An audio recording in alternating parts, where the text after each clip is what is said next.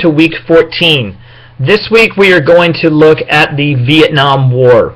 The Vietnam War in many ways should be understood as sort of an outgrowth of the Cold War.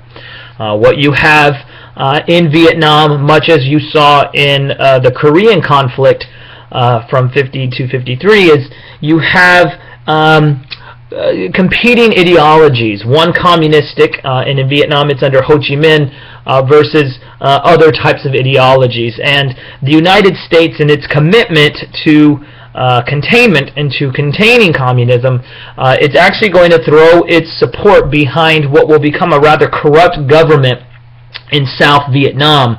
And in the end, when the Vietnam War finally finishes in 1975, although the United States will pull out in 1973, but in the end it fails. Containment fails. Vietnam becomes a communist nation, and North and South Vietnam will reunite under one communist government. And so in many respects this is a war that the United States lost. Some people will argue that we did not lose it, but I stand on the side that this was a lost war by the United States. And the reasons why there's debate over this is because when we withdrew in 1973, South Vietnam was still a non-communist state, and the fighting had ceased. Of course, once we left, fighting will resume after the fact, and South Vietnam will fall to communism, as aforementioned. And so in that respect, one could say, well, we won when we pulled out in 73, but really we had lost.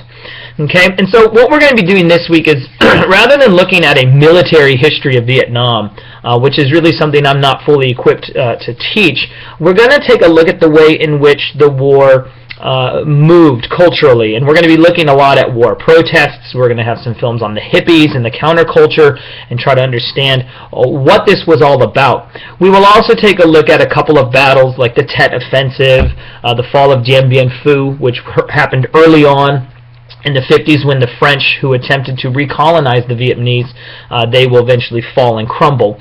And there's also a couple films I've provided for you on tactics and weapons, such as the punji traps and the tunnel rats, as they were referred to. But I really want us to take a look at the progression of the war from its start to its completion, and try to understand the one question of, why were we fighting this conflict? What was the point? And really, in some ways, this was the major question that a lot of people at the time were asking, not only the counterculture, but indeed many of those who were in country as well, who were fighting and drafted and oftentimes forced to go over there and fight. So, lots of stuff to look at this week. There's some reading for you to do, I believe, chapter 28 in your textbook, although you might want to double check on that. A couple videos and, of course, the lecture. But there's also an extra credit opportunity for you this week where I'm going to ask you to assess a song called American Pie by Don McLean. You've probably heard this song maybe in a karaoke bar somewhere, I don't know. But it's an important song because what McLean is doing is he's demonstrating a shift from the 1950s, which you guys have now looked at, all the way through the 1960s, and when the song was eventually published, I believe in 1971. And he's kind of talking about this sort of cultural shift that occurred during the 1960s through music. And so if you choose to do this, it's a rather interesting little extra credit opportunity. All you have to do is listen to the song and assess it and answer the question. So make sure that you get all this information down and in your head and think it through.